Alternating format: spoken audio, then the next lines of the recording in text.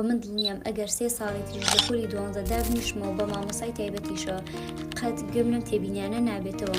علیکم ورحمة الله وبركاته. من ناوم ڕەیانە، یەکێکم لە بەشداربووانی کۆرسی زیندەزانی دکتۆر شاکر بەهادین.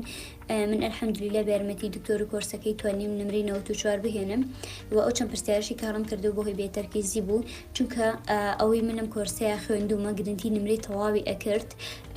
من پێشتر لەسەرێکی لە زیرەکترین مامۆساکان ئەڕۆشتم لە یوتیوب و مامۆسای مەکتەبیشم زۆر زیرەک بوو، بەڵام ئەو تێبینیانی من لەم کۆرسە گوێم لێی بووە، لەسەر بابەتەکان و ڕسمەکانیش لە هیچیانە گوێم لێی نەبووە و من دڵنیام ئەگەر 3 ساڵی تریش لە پۆلی 12 دابنیشمەوە بە مامۆسای تایبەتیشەوە قەت گوێم لەم تێبینیانە نابێتەوە.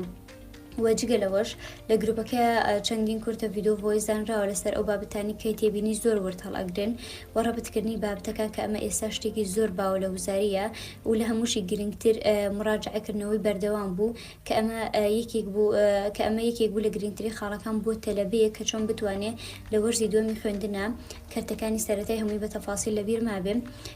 ئەم شێوازە شەرح و ئەم ڕێگایانە گرنگیەکی وای بە مندا بوو لە پێش ئیمتیحانی وزاری بە تەقریبی 2 مانگ ئەبوو کە کتێبی ئەحیام هەر نەبینی بوو و من قەناعەتم وابوو ئەگەر سعی ئەحیاش نەکەم دەرەجە ئەهێنم و الحەمدولillah تەنها بەیەک مراجعەش 94م هێنا. یەکی لە پرسیارە فکرەکانی ئەم ساڵ تەنها بەیەک هەنگاو گەشتمە نەتیجە، ئەویش تەنها وێنەکەیم کێشا و من دڵنیام ئەگەر ئەم کۆرسە نەبووە نە ئەو پرسیارە نە چەندین پرسیاری دیکەش نەمەتوانی بگەمە نەتیجە ڕاستەکە و تەنها یەک جارش سێری ڤیدۆکانم کردووە. لە کاتێکا پار لە ئیزنەکەیان مەجبور بووم سێری یوتیوب بکەم و دەرەجەیشم نەهێنا.